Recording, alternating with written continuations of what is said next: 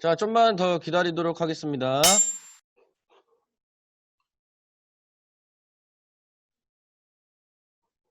네, 잘생긴 거 알고 있어요. 51쪽 어제 안 나눠줬나요? 갤럭시, 누군지 혹시, 갤럭시 J7님 혹시 바꿔줄 수 있나요? 이름? 자, 그리고 오늘 한 가지 말씀드리면, 10시까지 땡 하고 끝낼 겁니다. 10시에 땡 끝낼 거예요. 10시에 끝낼 거고요. 여러분들이 지켜야 될 게 지금 제 얼굴만 나오고 있긴 하지만, 제가 아무리 잘생겼다고 해서 제 캡처해가지고 페이스북 같은 데나 뭐, 인스타 이런 데다 보내시면 안 됩니다. 제가 또 스타가 될 수 있기 때문에, 여러분들 그런 행동을 하시면 안 됩니다. 아시겠죠? 그리고 9시 45분과 수업이 끝나는 10시에 9시 45분과 10시에 내가 살아있다라고 하는 생존 신고를 보내주시면 좋을 것 같습니다. 자, 그러면 수업을 시작해 보도록 하겠습니다. 여러분들 지금 제 얼굴이 잘 보이시죠? 그럼 모두 같이 인사 한번 하고 시작하도록 하겠습니다. 안녕하세요. 여러분 안녕. 자, 여러분들 시험이 어제 끝났는데도 불구하고 이렇게 실시간 수업에 참여해 주셔서 정말 감사드리고요. 아까도 잠깐 말씀드렸지만 9시 30분부터 10시까지 조금 더 길 수가 있습니다. 그래서 여러분들 양해 부탁드리고요. 다음 주 화요일 날 우리가 학교를 나오잖아요. 다음 주 화요일 날 학교 나올 때, 여러분들 제가 여러분들의 대한 감사의 의미로 아이스크림을 좀 사드리도록 하겠습니다. 자꾸 누가 나가는데요. 이게 번호 순으로 정렬이 안 돼 있어서 약간의 문제가 좀 있는 것 같습니다.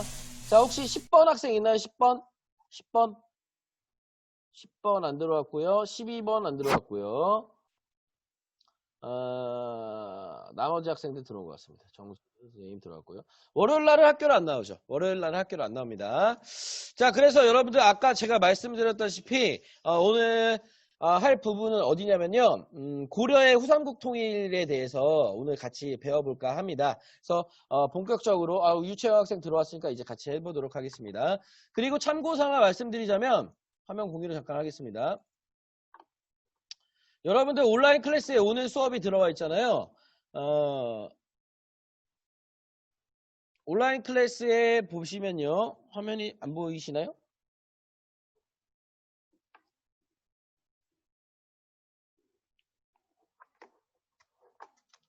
잠시만요. 오늘 들을 부분 중에 이 4개가 있는데 세 번째 거는 듣지 마시고 첫 번째 거와 두 번째 게 지금 할 거기 때문에 여러분들 마지막 거 네 번째 거만 오늘 수업 들으시면 되겠습니다. 아시겠죠? 세 번째 건 그냥 안 들어도 되는 거고 첫 번째, 두 번째는 지금 할 거기 때문에 안 들어도 된다라고 하는 게 되겠습니다. 자, 그러면 오늘 본격적으로 수업을 한번 진행해 보도록 하겠습니다. 자, 여러분들 퀴즈를 한번 좀 내보도록 하겠습니다. 자, 퀴즈를 낼 테니까 아시는 분께서는 채팅에 답을 적어주시면 가장 빨리 맞춘 분께 여러분들 다음 주 화요일 날 학교에 왔을 때 선물을 드리도록 하겠습니다. 자, 첫 번째 질문 되겠습니다. 첫 번째 질문은 지금 선생님 화면이 얼굴에 잘 보이죠? 제가 뭐가 바뀌었는지 한번 맞춰주시면 되겠습니다. 어떤 게 바뀌었을까요? 어떤 게 바뀌었을까요? 얼굴은 아니죠. 잘생겨짐. 원래 잘생겼기 때문에 아닙니다. 배경은 아까 바꿨죠. 자, 뭔가 뭔가 바뀌었어요. 머리인데 구체적으로 맞춰주시면 됩니다. 예, 박종훈 학생 맞췄습니다. 염색했습니다. 염색했어요. 제가 머리 4만 원을 투자해서 염색을 했습니다. 감사합니다. 자, 두 번째 질문이 되겠습니다. 자, 여러분들 시험 범위가 신라, 하대, 후삼국 시대 개막까지였어요. 그럼 후삼국 시대에 해당하는 세 나라를 한번 적어주시면 감사하겠습니다. 돈 낭비 아니죠. 여러분들 그러시면 안 됩니다. 자, 후삼국 시대에 해당하는 나라, 세 나라. 예, 아, 황성우 학생 오타입니다. 오타. 오타예요, 오타. 예, 지금 다 오타를 치고 있어요. 박진솔 학생 틀렸어요. 후꼬군명 아니에요. 통일 릴라. 예. 아, 또 박종훈 학생이 먼저 맞춰주셨습니다. 후고구려 후백제. 아, 또 아니네요. 박종훈 학생도 아니에요. 아, 최영진 학생이 맞춰줬습니다. 최영진 학생이. 후고구려 후백제 신라가 되겠습니다. 신라는 후신라라고 하는 나라가 없어요. 그래서 우리가 후고구려 후백제 신라로 구성된 이런 후삼국 시대의 개막에 대해서 알아봤죠. 그래서 여러분들 학습지 51쪽에 지난 시간 복습 문제에다가 같이 화면을 좀 같이 보면서 하도록 하겠습니다.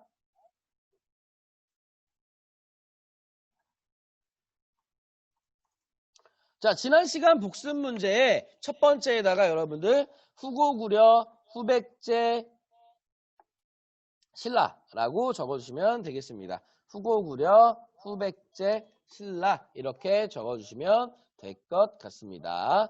자, 적고 계시죠? 여러분들 시험이 끝났다고 해서 마음이 너무 해이해지시면 안 됩니다. 자, 두 번째 문제로 가보도록 하겠습니다. 각 나라의 주요 인물인데요. 신라를 제외하고 후고구려와 후백제의 대표적인 인물 3명이 있습니다. 이 3명을 같이 한번 적어보도록 하겠습니다. 아, 진솔잉 다시 한번 아항 존예 이런 얘기 하시면 안 됩니다. 예, 조나연 학생 오타예요, 오타. 견훤궁의 왕건이죠. 그래서 견훤궁의 왕건이 되겠습니다. 그렇게 해서 대표적인 인물 다시 한번 잘 정리해 봤고요. 자, 여러분들 한번 질문을 한번 좀 해보도록 하겠습니다. 자, 이 신라 하대 상황에 가장 그렇게 지방에서 굉장히 세력을 떨쳤던 세력들을 어떤 세력이라고 하죠? 예, 호족이라고 하죠. 이 호족들의 세상이었어요. 견훤궁의 왕건 모두 다 호족이었죠. 그런데 결국에 우리가 저번에 알아봤지만 후백제, 후고구려, 신라 중에 최종적으로 승리하는 나라는 바로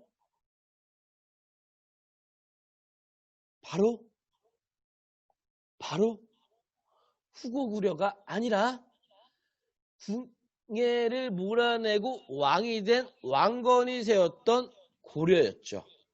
그래서 이 고려라고 하는 나라를 세우게 되면서 왕건은 아까도 얘기를 했지만 호족의 도움을 받아야만 했습니다. 그래서 여러분들 학습지 51쪽을 보시면 생각해 보기가 있습니다. 이 생각해 보기를 보시면 예를 들어서 유씨, 오씨, 유씨, 황보씨, 김씨 이렇게 몇 명이나 있나요? 김민서 씨 이런 말 하시면 안 돼요.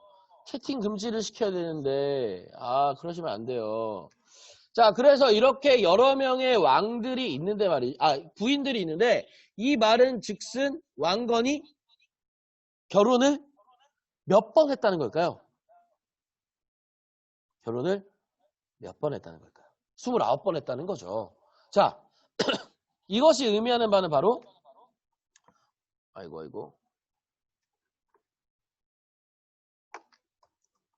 왕건이 29번 결혼했다. 근데 어떤 여자와 결혼했을까요? 누구의 자녀와 했을까요? 누구의 자녀와 했을까요? 구족이 아니죠. 귀족 아니죠. 누구 딸이요? 왕골은 뭐죠? 진골은 이미 없어요. 왕건의 딸이 왕건이랑 결혼하지 않죠. 왕건이 왕인데 왕의 딸하고 결혼하면 이게 말이 안 되는 상황이잖아요. 왕건의 아내와 왕건이 결혼합니까? 자, 당시에 이 시대를 이끌어 나가고 있었던 세력의 딸들과 결혼한다는 겁니다. 귀족이 아니라 바로 호족의 딸들과 결혼을 했다라고 하는 겁니다. 그럼 호족들과 왕건은 이제 무슨 관계가 되는 거죠? 바로 가족 관계가 되는 거죠. 사돈 관계도 맞죠. 자, 그렇다면 왕건은 왜 이렇게 29번 결혼했던 걸까요? 왜? 왜? 왜? Why? Why? 왜? 성격이 이상해서 아니죠. 바람둥이 이혼 안 했어요. 바로 호족들과 연합하여 나라를 이끌어 나가기 위해서다라는 거였죠. 후삼국을 통일하기 위해서는 바로 호족들과 연합할 필요성이 있었기 때문에 바로 이런 도움을 요청했던 것이 되겠죠. 그래서 왕건이 29번 결혼한 이유는 호족들과 연합하여 나라를 이끌어 나가기 위해서였다라고 여러분들 정리할 수가 있겠습니다. 자, 그래서 여러분들 아래 빈칸 채우기 한번 좀 가보도록 하겠습니다. 결국 큰 그림이었죠. 이 큰 그림에 해당하는 것이 뭘까요? 김용현 씨? 뭐를 위해서 이 큰 그림을 그렸던 걸까요? 맞추면 제가 바로 쿠폰 보내드리겠습니다. 예, 그렇죠. 김현민 씨 맞았습니다. 삼국 통일을 위해서는 호족의 도움이 필요했다라고 하는 게 오늘 키포인트입니다. 예, 이해 가셨죠? 자, 다음 후삼국을 통일하다. 그래서 결론적으로 누가 통일하냐? 바로 고려가 후삼국을 통일한다라고 해주시면 되겠습니다. 자, 아래 그 빈칸들 같이 좀 읽어보면서 정리해 보도록 하겠습니다. 엄청 지난 시간, 저번 시간에 우리가 배웠듯이 신라의 힘이 약해지면서 김현민 씨 제가 이따 보내드리겠습니다. 이따 보내드릴 겁니다. 다시 삼국시대로 돌아갔습니다. 바로 무슨 시대였죠? 바로 후삼국 시대였습니다. 혹시 특히 신라를 제외한 두 나라를 이끌었던 세 명의 인물들의 공통점은 바로 호족 출신이었다라고 하는 것이 되겠죠. 자, 그러면 결론적으로 이 후삼국을 통일했던 누구의 입장에서 살펴보면 좋을까요? 왕건의 입장에서 보면 좋겠죠. 자, 첫 번째, 송악, 지금의 개성 출신의 세력가였던 왕건은 궁예의 부하였죠. 그래서 전라도 나주를 정복하고 최고 관직을 차지하면서 굉장히 후고구려에서 인기 스타가 되는데 궁예는 점점 처음에는 불교의 힘으로 나라 이끌고 백성들을 구제해주기 위해 굉장히 노력을 했습니다. 그런데 점차 자기가 이제 관심법하고 누가 기침소리를 내었는가? 너의 머리에는 마구니가 가득 차 있다. 그래서 자기의 마누라와 아들까지 죽이는 이런 폭력적인 모습을 보이면서 굉장히 지지도가 떨어지게 되죠. 배우 해야겠죠, 저는. 네. 캐스팅 들어왔으면 좋겠습니다. 그래서 왕건은 결국 누구를 쫓아내고요? 누굴 쫓아내고요? 바로 궁예를 쫓아내고 새로운 나라인 응애 아니에요. 바로 고려를 건국하게 됩니다. 이렇게 새로운 나라를 세우고 왕건은 자기의 원래 근거지였던 지금의 개성, 송악으로 수도를 옮기고 나라를 운영하게 됩니다. 자, 여러분들 옆에 영어가 있어요. WITH. 이게 바로 뭐뭐와 함께라고 하는 뜻이죠. 누구와 함께 나라를 운영한다고요? 바로 오늘 수업의 가장 핵심 키워드! 호우족과 함께 나라를 운영해 나가게 됩니다. 김용현 씨 왜 저랑 합니까? 예. 말도 안 되죠. 호족과 함께 나라를 운영해 나가게 됩니다. 자, 그래서 결국에 고려, 후백제, 신라 이런 삼국 관계가 되는데 결국에 망해가는 신라와는 거의 싸우지 않고 누구와 싸우냐면요. 바로 후백제의 견훤과 싸우게 되죠. 이유는 결론적으로 뭘 이뤄내기 위해서요? 삼국 통일을 이루어내기 위해서였다. 예, 아침에 라면을 먹었더니 자꾸 트림이 나오네요. 미안합니다. 프린트에 적는 공간이 있어요. 반면에 친구 관계를 유지합니다. 어디 와요? 바로 신라와 친선 관계를 유지합니다. 그 이유는 바로 너무 약했던 그런 좀 약하고 힘없고 이제 망해가는 그런 나라까지 막 공격해서 없애버리려고 한다면 뭐가 안 좋아질까요? 바로 이미지 관리 차원이라고 볼 수도 있겠죠. 그래서 대중들, 민중들, 백성들의 그러한 인기를 얻기 위해서 신라와는 친선적인 관계. 그렇죠. 치근해서 맞습니다. 와, 치근해서라는 말을 안 해요. 자, 여러분들 지금 44분인데요. 한번 채팅으로 생존 신고 한번 보내주시면 좋을 것 같습니다. 한번 생존 신고 한번 보내주시면 좋을 것 같습니다. 어제 제가 그 국어 시험 문제를 봤는데요. 거기에 그 채만식이라고 하는 그 글을 봤는데 첫 번째 줄에 정말 깜짝 놀랐습니다. 그 박 선생님은 이상한 사람이다 라는 걸 보고 아 내가 정말 이상한 사람이구나 라고 하는 거를 느끼게 됩니다. 그래서 그 문제를 찔렸어요. 그래가지고 국어 시험 문제를 바로 덮어버렸습니다. 아이고 정말 저도 미치는 줄 알았습니다. 네. 그래서 제가 이봉재 선생님한테 왜 이런 박 선생님보다는 뭐 다른 성도 많은데 왜 굳이 박이냐 이런 얘기를 했습니다. 자, 계속 수업 이어나가 보도록 하겠습니다. 자, 20여 년간 치열한 전쟁 속에서 모두가 지쳐갑니다. 그런데 북쪽에서 이상한 일이 벌어져요. 고려의 북쪽에 신라와 함께 남북국 시대를 형성했던 나라가 있었죠. 바로 발해가 어디에게? 거란에게 멸망당하고 맙니다. 그래서 발해의 왕자 대광현이 발해 유민을 이끌고 고려로 귀순하게 됩니다. 고려로 귀순하게 된다라고 하는 상황까지 벌어지게 됐습니다. 또한 더 이상 나라를 운영하기 힘들었던 신라의 경순왕이 항복하고 70의 나이였던 견훤이 첫째 아들이었던 신검에게 왕위를 안 물려주니까 신검에 야마가 돈 거예요. 너무나 화가 난 거예요. 그래서 반란을 일으켜서 견훤을 쫓아내니 견훤이 결국 내가 세웠던 나라에서 내가 버틸 곳이 없구나 하면서 결국에 고려에 귀순하게 되면서 최종적으로 고려가 후삼국을 절에 가뒀었죠. 절에 금산사에 가뒀다가 탈출하죠. 그런 것도 있죠. 그거는 너무나 자세한 얘기이기 때문에 하지 않았습니다. 통일을 이루어내게 됩니다.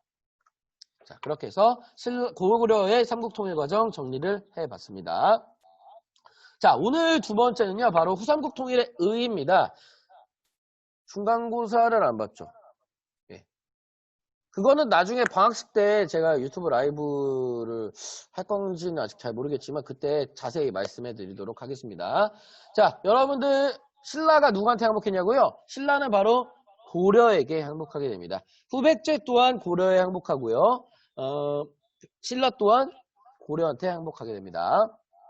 자, 그렇다면 후삼국 통일의 결정적인 역할을 했던 사람 혹은 계층은 누구일까요? 신라와 백제 모두 고려에 항복했다. 신라와 후백제의 왕이 모두 서로 고려한테 나라를 바쳤다라고 생각하시면 되겠습니다.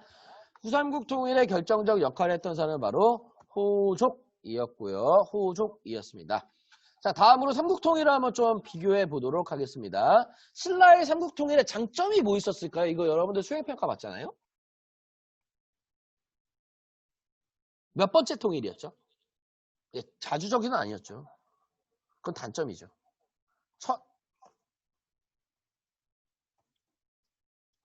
첫 번째 통일이었죠. 첫 번째 통일이었죠. 글씨가 안 나오지? 최초의 통일이었고요. 이 통일이 되게 되면서 뭐가 없어졌죠? 전쟁이 없어지면서 평화의 시대가 찾아왔다. 이런 것 등등이 있었죠. 그렇다면 신라의 삼국통일의 단점은 무엇일까요? 바로 어디에 도움을 받았죠? 당의 도움을 받았기 때문에 자주적이지 않다라고 할 수 있겠죠. 또한 북쪽에 어느 나라가 있었죠? 바로 발해가 있었기 때문에 완전하지 않았다라고 할 수 있겠습니다. 그렇다면 신라에 비해서 고려의 통일의 장점은 뭐가 있을까요?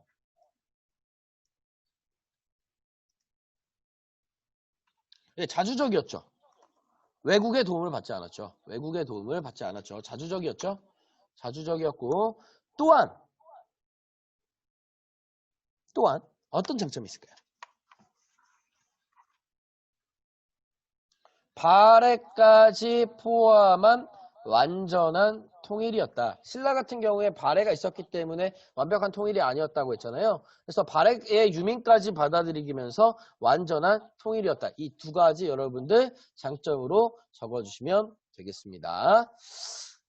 자, 다음 넘어가 보도록 하겠습니다. 그러면 이제 통일한 태조 왕건은 어떤 거에 집중해야 될까요? 한번 여러분들 화면을 보시고 여러분들이 왕건이라면 무엇을 중요시하겠습니까? 한번 1, 2, 3, 4 중에 어떤 게 좋은지 한번 채팅으로 남겨주시면 좋을 것 같습니다. 첫 번째, 이제 전쟁이 끝났기 때문에 평야, 그리고 백성들한테 뭐 세금을 줄여서 민생 안정을 하자라고 하는 거. 두 번째, 우리는 고구려를 이어받은 나라이기 때문에 고구려의 영토를 되찾으러 가야 돼. 세 번째, 통일을 했기 때문에 통일을 성공리에게 도움을 주었던 호족 같은 사람들을 대접해줘야 된다. 네 번째, 이 백제 신라 사람들이 항복을 했지만 이 사람들을 어떻게 처리해야 될까? 이런 문제도 있죠. 어떤 게 좋을까요? 예, 지금 학생들 대부분이 1번 평화 민생 안정이라고 하는 얘기를 해주고 있습니다. 4번도 있고요. 채팅창 좀 잠깐 보겠습니다. 근데 거의 다 1번이에요. 거의 다 1번이에요. 예, 답변 감사드리고요. 네, 그래서 왕건이 했던 정책을 좀 보도록 하겠습니다. 당연히 백성들을 구제해주는 정책도 합니다. 어떤 거라냐면요. 세금을 10%로 감면해줘요. 이것만 해도 엄청나게 많은 백성들을 살리는 그런 도움이었죠. 그리고 고구려를 이어왔자라고 하는 나라의 의미에서 나라 이름을 고려라고 했잖아요. 그래서 우리 북쪽으로 가자. 북진 정책을 추진하게 됩니다. 그래서 자연스럽게 고구려를 이어받자, 그 영토를 되찾자라고 하는 이야기가 나오게 됩니다. 근데 여러분들 그런 정책들의 일환으로 어디를 배척해요? 바로 자기의 형제의 나라였던 발해가 어디에 멸망했죠? 발해가 어디에 멸망했죠? 중국이요? 당이요? 거란에 멸망했죠. 이 거란에게 멸망하기 때문에 나의 형을 죽인 나라는 용서할 수 없어. 그래서 거란이 고려에게 뜨그득 낙타를 선물해 줬는데 이거를 어떻게 했을까요? 바로 굶겨 죽여버리게 됩니다. 그럴 정도로 거란을 배척하는 의식이 있었습니다. 그리고 고구려의 수도였던 평양을 굉장히 중시하는데 서경이라고 불릴 정도로 제2의 수도라고 불릴 정도로 굉장히 중시하면서 영토 또한 기본적으로 신라의 영토보다 많이 확장시켜주게 되는 북진 정책을 보여주게 됩니다. 그리고 아까 얘기했던 국가유공자 우대와 관련된 사항으로 호족 포섭 정책이 있는데요. 바로 호족들을 포섭하기 위해 아까 왕건이 29번 뭘 했죠?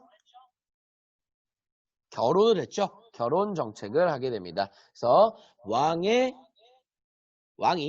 호족의 여자들과 결혼하면서 가족관계, 사돈관계가 된다. 그리고 여기에 더불어서 왕건의 성씨가 뭐죠? 왕건의 성씨가 바로 김씨요? 김씨요? 그럼 김왕건이에요? 김왕건? 김왕건. 왕씨죠? 왕씨성을 호족들에게 내려주면서 모두가 호족들 공 있는 사람들은 왕씨가 되는 거예요. 그럼 자연스럽게 결혼도 하고 왕씨성을 내려주면서 가족관계가 됩니다. 그러면 가족인데 뭘 할 수 없을까요? 칼빵을 찌를 수가 없겠죠. 반란을 방지하기 위한 용도다라고 할 수 있겠습니다.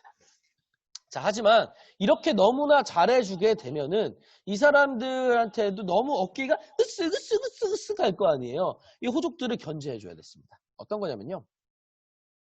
바로 첫 번째로 사심관 제도라고 하는 제도가 있습니다. 호족들에게 사심관이라고 하는 관직을 줘서 자기 지역을 다스리게 하는 겁니다. 자기 지역 다스리면 좋은 거 아닌가요?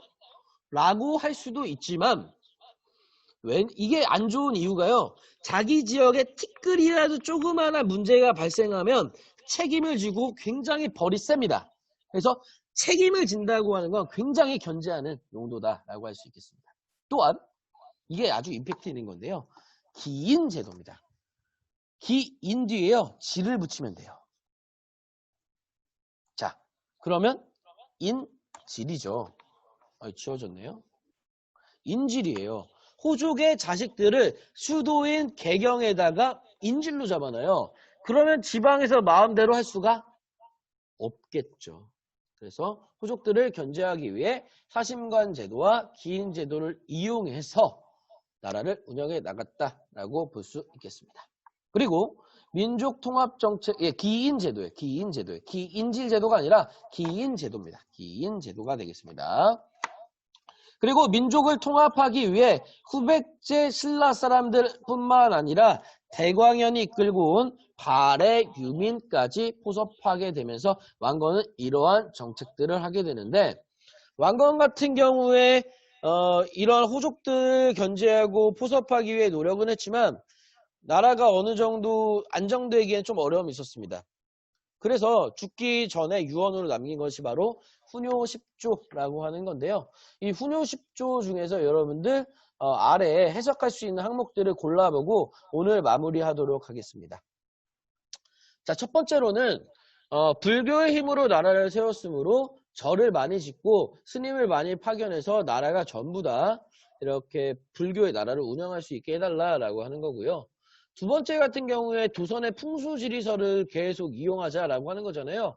풍수지리설은 땅에 좋고 나쁨이 있다라고 하는 거기 때문에 절을 지을 때도 이 풍수지리설을 이용하자라고 하는 말이 여기 나와 있죠. 그리고 3조 같은 경우에는 왕위는 맏아들이 있지만 다른 이들 중에서 고를 수 있게 할 것, 능력 있는 왕이 해야 된다라고 하는 얘기를 하고 있죠. 네 번째, 중국의 풍습은 억지로 따르지 말고 거란의 언어와 풍습은 본받지 말자. 얘네 무시해라 라고 하는 뜻이고, 다섯 번째, 서경을 중요시할 것. 북진 정책의 일환이었죠. 여섯 번째, 연등회와 팔관의 행사 모두 불교 행사가 되겠습니다. 이 불교 행사를 성실히 열어서 나라의 불교적인 목소리가 더욱더 커지게 하자. 이거 여러분들이 지켜야 돼요. 바른 말을 받아들이고 남을 헛되는 말을 하지 말자. 패드립 하지 말자라는 얘기를 왕건님께서 1000년 전부터 하고 계셨다라고 할 수 있겠네요. 그리고 차령 남쪽과 공주관 밖의 사람들은 관직을 주지 말 것이라고 되어 있네요. 차령 남쪽은 바로 후백제 지역을 의미합니다. 그래서 후백제 지역의 사람들을 사용하지 말자라고 얘기하고 있고요. 9조와 10조 같은 경우에는 중요성이 떨어짐으로 보지 않도록 하겠습니다. 그래서 내용을 정리해서 불교를 중시하고 풍수지리설과 도교 등 다양한 사상을 인정하고 공존하도록 하였다라고 하는 훈유 10조의 항목은 몇 조일까요? 몇 조일까요? 6조, 6조 맞죠? 또 뭐가 있을까요? 네, 2조도 있죠. 2조도 있고요. 또한 1조도 있습니다. 그래서 1조, 2조, 6조가 이 불교 풍수지리설 도교와 관련된 내용이다라고 볼 수 있겠고요. 자, 마지막 문제가 되겠습니다. 북진정책을 추진하였다. 북진정책과 관련된 것은 바로 거란의 언어와 풍습을 따르지 말자고 하는 4조와 그리고 서경을 중요시하자는 5조가 되겠습니다. 이렇게 해서 오늘 내용을 정리해 보았습니다. 자, 그렇게 해서 여러분들 오늘 왕건의 정책까지 알아봤고요. 다음 내용 같은 경우에는 온라인 클래스를 이용해서 계속 들어주시면 좋을 것 같습니다. 여러분들 오늘 40분, 30분 정도 수업 듣느라 굉장히 고생 많으셨고요. 여러분들 정말 고생하셨다는 3번 안 했다고요? 3번 있어요? 미안합니다. 이게 제가 하다가 넘어갔나 봐요. 미안합니다. 3번도 있네요. 주체적인 관점에서 문화를 받아들이고자 하였다라고 되어 있네요. 주체적인 관점에서 외래 문화를 받아들이자고 한 거 딱 하나 있죠? 바로 4조가 되겠습니다. 죄송합니다. 이렇게 정리할 수 있겠습니다. 그래서 오늘 9시 59분인데요. 마지막 생존 신고하시고 수업 마무리하도록 하겠습니다. 여러분들 그 생존 신고하시면서 어떤 것 같다 자신의 오늘 이 수업에 대한 느낌도 간단하게 적어주시면 좋을 것 같습니다. 학습지 채운 거 제가 영상으로 올려드리도록 하겠습니다. 사라 이슈 뭡니까? 네, 좋아요, 좋아요, 좋습니다. 똥말했나요? 예. 예, 김용현 학생, 웃는데 정말 귀엽군요. 바이바이, 예. 지금 1교시가 끝났나요? 좋아요, 좋아요, 아주 좋아요, 예. 저도 완전 지금 약간 유튜브 라이브 하는 것 같은 느낌이 들어요. 수고하셨어요. 자, 여러분들 이제 10시기 때문에 다음 일정도 있기 때문에 여기서 오늘 마무리하도록 하겠습니다. 인사하고 마무리하도록 하겠습니다. 여러분들 모두 고생하셨어요. 안녕.